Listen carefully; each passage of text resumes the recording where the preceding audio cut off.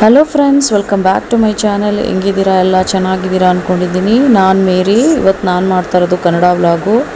ಇವತ್ತು ಬೆಳಗ್ಗೆ ಬಂದು ಬೇಗ ಎದ್ದು ರಂಗೋಲಿ ಹಾಕೋದ ಮನೆ ಬಾಗಿಲೆಲ್ಲ ಗುಡಿಸಿ ಅಂತ ಹಾಕ್ತಾಯಿದ್ದೀನಿ ಫ್ರೆಂಡ್ಸ್. ರಂಗೋಲಿ ಅನ್ನೋದು ಯಾವಾಗಲೂ ಅಷ್ಟೇ ಮನೆಗೆ ತುಂಬ ಸುಂದರವಾಗಿ ಕಾಣಿಸ್ತಾ ಇರುತ್ತೆ. ಮನೆಗೆ ಯಾವಾಗಲೂ ಎಂಟ್ರೆನ್ಸಲ್ಲಿ ರಂಗೋಲಿ ಹಾಕ್ತಾ ಇರಬೇಕು. ರಂಗೋಲಿ ಬಿಡ್ಸೋಕ್ಕೆ ಬಂದಿಲ್ಲ ಅಂದರೆ ಸ್ಟಿಕ್ಕರ್ ಸಿಗುತ್ತೆ ಡಿಸೈನ್ದು, ಅದನ್ನೇ ತಂದು ಸ್ಟಿಕ್ ಮಾಡ್ಬೋದು. ಅದು ಕೂಡ ಚೆನ್ನಾಗಿ ಕಾಣಿಸುತ್ತೆ ಮನೆ ಮುಂದೆ. ಯಾವಾಗಲೂ ಅಷ್ಟೇ ಮನೆ ಮುಂದೆ ಯಾವಾಗಲೂ ಕ್ಲೀನಾಗಿ ರಂಗೋಲಿ ಹಾಕಿ ಕ್ಲೀನಾಗಿದ್ದರೆ ಮನೆ ಒಳಗಡೆ ಯಾವ ರೀತಿ ಇರುತ್ತೆ ಅನ್ನೋದನ್ನ ನಮ್ಮ ಜನ ಒಂದು ಲೆಕ್ಕ ಹಾಕೋದೆ ಮನೆ ಮುಂದೆ ಎಷ್ಟು ಕ್ಲೀನಾಗಿ ಇಟ್ಕೊಂಡವ್ರಲ್ವಾ ಅನಿಸುತ್ತೆ. ಮನೆ ಒಳಗಡೆ ಕ್ಲೀನಾಗಿದೆಯಾ ಇಲ್ವಾ ಅನ್ನೋದು ಆಚೆನೇ ಗೊತ್ತಾಗ್ಬಿಡುತ್ತೆ ನಮಗೆ. ಇವತ್ತು ನಮ್ಮ ಮಾಮ ಬಂದು ಲೀವ್ ಹಾಕಿದ್ರು, ಅದರಿಂದ ಮಕ್ಕಳನ್ನ ಅವರೇ ಸ್ಕೂಲ್ಗೆ ಕರ್ಕೊಂಡೋಗಿ ಗಾಡೀಲಿ ಬಿಟ್ಬಿಟ್ಟು ಬಂದರು. ಇದಾದಮೇಲೆ ಸ್ವಲ್ಪ ಆಚೆ ಕೆಲಸ ಇತ್ತು. ತಿಂಗಳಿಗೆ ಒಂದು ಲೀವ್ ಇರುತ್ತೆ ಅವ್ರಿಗೆ, ಅದನ್ನು ಹಾಕ್ಕೊಂಡ್ರು. ಅದರಿಂದ ನಾನೇನು ಮಾಡಿದೆ, ಸ್ವಲ್ಪ ATM ಕಾರ್ಡು ಲ್ಯಾಪ್ಸ್ ಆಗಿತ್ತು ನಂದು, ಅದನ್ನು ಮಾಡ್ಕೊಳ್ಳೋದ ಅಂತಿದ್ದೆ. ಇದ್ರ ಜೊತೆಗೆ ಪೋಸ್ಟ್ ಆಫೀಸಲ್ಲೂ ಹೋಗಿ ಮಕ್ಕಳಿಗೆ ದುಡ್ಡು ಹಾಕಬೇಕಾಗಿತ್ತು ಇಬ್ರಿಗೂ. ಹೋಗೋದ ಅನ್ನೋಷ್ಟರಲ್ಲಿ ATM ಕಾರ್ಡು ಪ್ಯಾನ್ ಕಾರ್ಡೆಲ್ಲ ಎತ್ತಿಟ್ಕೊಳ್ಳೋದ ಅನ್ನೋಷ್ಟರಲ್ಲಿ ಒಂದು ಕವರಲ್ಲಿ ಹಾಕಿ ಇಟ್ಟೆ. ಎಲ್ಲಿಟ್ಟೆ ಅನ್ನೋದನ್ನೇ ಮರ್ತ್ಬಿಟ್ಟೆ. ಇದೇ ಫಸ್ಟ್ ಟೈಮು ನಾನು ಎಲ್ಲಿಟ್ಟಿದ್ದೀನಿ ಅನ್ನೋದನ್ನೇ ಮರ್ತ್ಬಿಟ್ಟು ಹುಡುಕಿ ಸಾಕಾಯಿತು.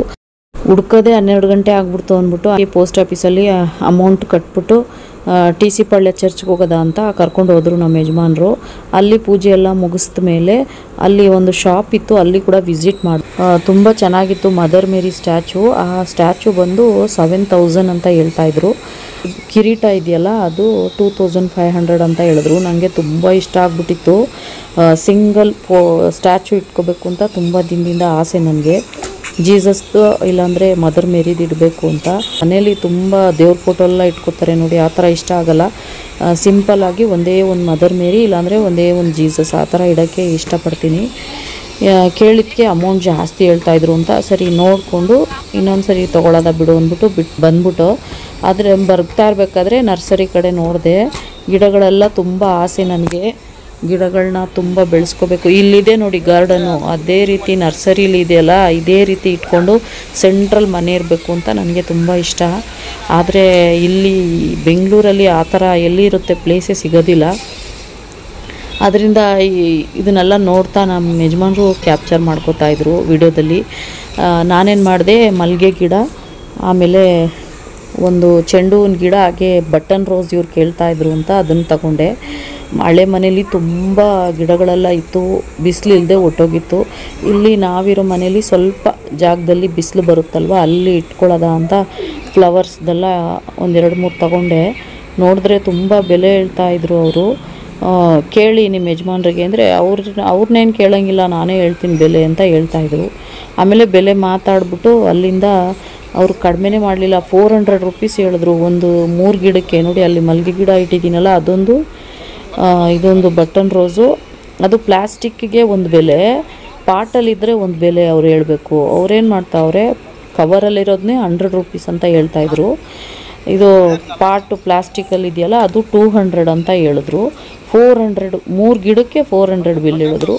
ನಾನು ಫಸ್ಟು 200 ಕೇಳಿದೆ, ಕೊಡಲ್ಲ ಅಂದರು. ನಮ್ಮ ಯಜಮಾನರು 300 ಲಾಸ್ಟು ಅಂತ ಹೇಳಿದ್ರು. ಇಲ್ಲ ಅಷ್ಟಕ್ಕೂ ಕೊಡಲ್ಲ ಅಂತಂದಿದ್ದಕ್ಕೆ ಸರಿ ಬೇಡ ಬಿಡಪ್ಪ ನಡಿ ಹೋಗೋದ ಅಂತ ಆಸೆ ಇಷ್ಟ ತಗೊಳ್ಳೋಕ್ಕೆ, ಆದರೆ ಜಾಸ್ತಿ ಹೇಳ್ತಾವ್ರಲ್ಲ ಅಂದ್ಬಿಟ್ಟು ಹೊಟ್ಟೋದೆ. ಆಮೇಲೆ ನನಗೆ ಹೇಳಲಿಲ್ಲ, ಇನ್ನೊಂದು ಗಾಡೀಲಿ ನಿಲ್ಲಿಸಿದ್ರು ಅಂತ ನಿಲ್ಲಿಸು ಅಂತ ಇದ್ದೀನಿ, ನಿಲ್ಲಿಸ್ತಾನೇ ಇಲ್ಲ.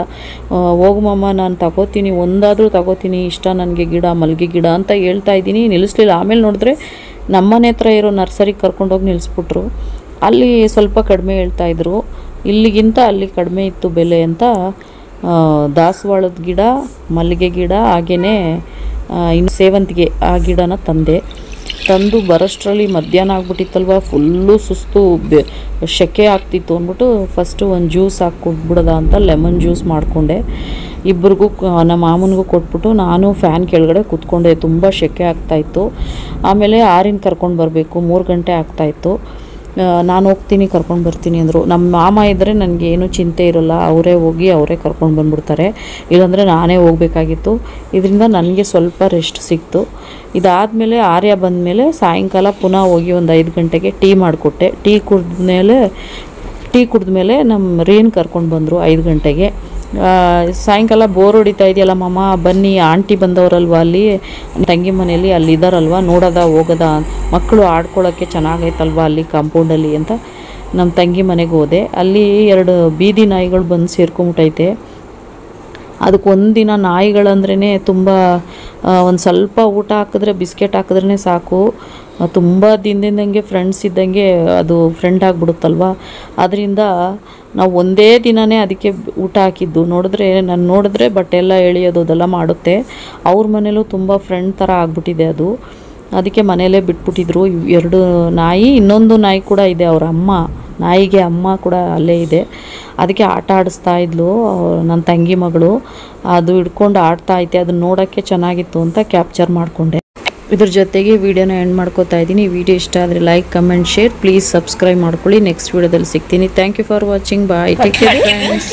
ಕಡಿಕಿದಮ್ಮ ಆ ಸಿಕ್ಕಿದ್ದು ಬಣ್ಣ ಕಡಿಕೆ ಅದು ಕಡಿಕಿದೆ ನಮ್ಲೆ ಕಡಿಕಿದೆ. ಅಯ್ಯೋ ಅಯ್ಯೋ ಅಯ್ಯೋ ಏ ಒಳ್ಳೆ ಇಸ್ಕುನ ಸಮಂತ ಇಡಿ ಬಣ್ಣ ಸಮಂತ ಹಂಗ್ಯಾರ ಇಡಿ ಇಡಿ ಇಡಿ ಬಣ್ಣ ಪಿಜ್ಜುಡಪ್ಪೋದ ತಿಟ್ಟಪ್ಪೋರ